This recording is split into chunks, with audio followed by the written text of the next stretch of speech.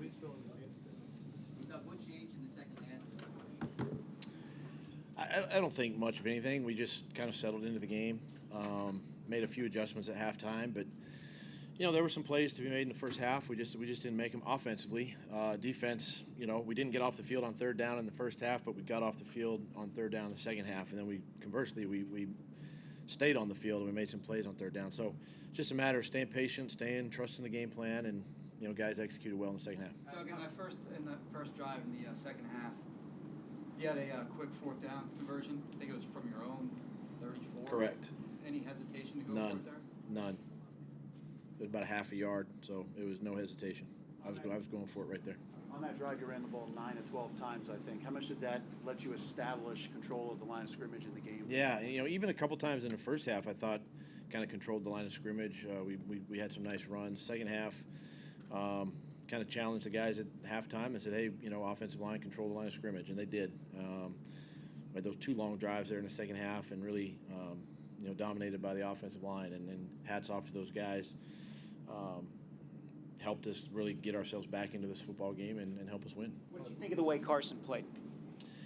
I thought he played. Within himself. I thought he really saw the field extremely well. Distributed the ball well. Made the checks that we needed him to make. He played well.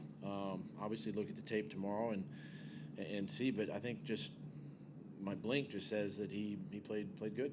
He was very efficient on third down.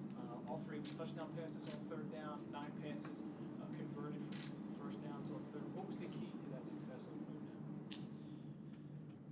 down? Some of it was a little tempo offense. We lined up quickly to the line of scrimmage.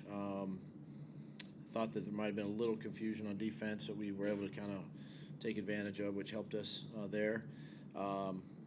DeSean, we caught him in the right coverage on 1 touchdown. DeSean, kind of split the 2 deep safety there, or at least a 1 high safety at what I thought, and for the 1 touchdown, protection was really good. So just a combination of our execution and then just playing fast.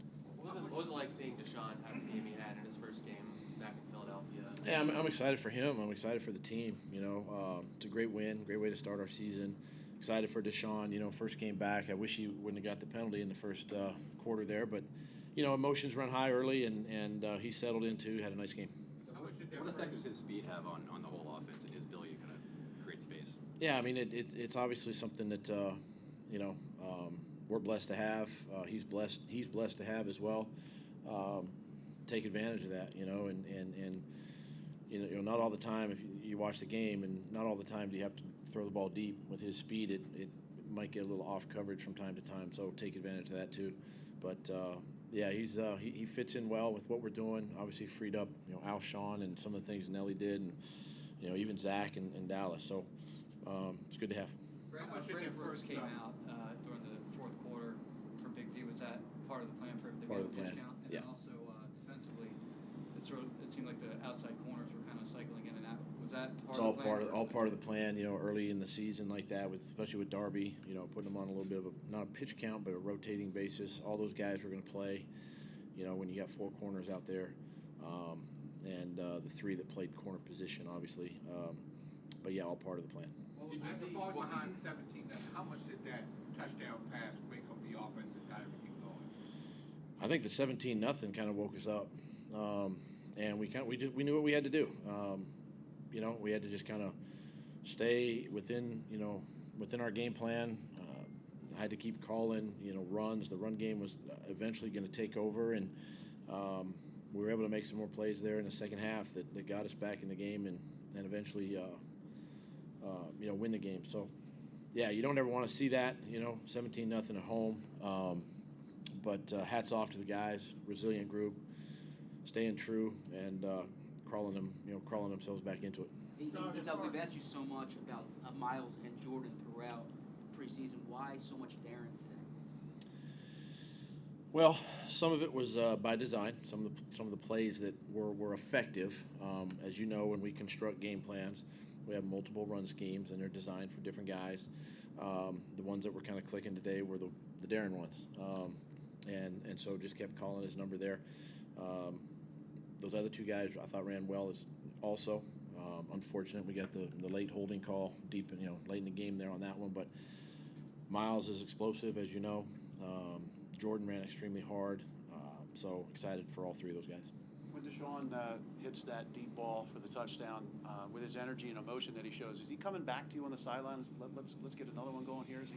Yeah, I mean he's excited, talking. He comes up to you and kind of high fives you a little bit, and just kind of just whispers in your ear like, hey, let's keep it going, type thing, and that's him. He obviously leads by example. He's great to have in the locker room, and we're just fortunate that today was his day. The first drive in the third quarter, you ran the ball 9 out of 12 plays, had a lot of success on the ground. How important was it to establish that kind of balance and keep them a little bit off balance? Yeah, it's anytime you can establish your run game during the game, it helps you. It opens up a lot of things, and a couple times we caught them in sub defense to our 12 personnel, which was good for us to run the football in, and you take advantage of that. But yeah, I mean, anytime that you can do that, it definitely opens up more things, in the second half for us that it did, especially down the field throws.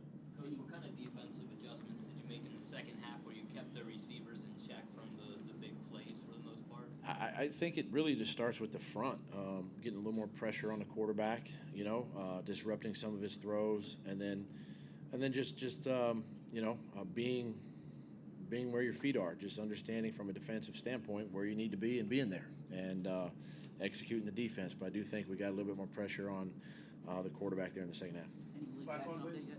Not yet. Yeah, thanks. Thanks, guys. Sean coming in here, Brett? Yeah, DeSean and Carson.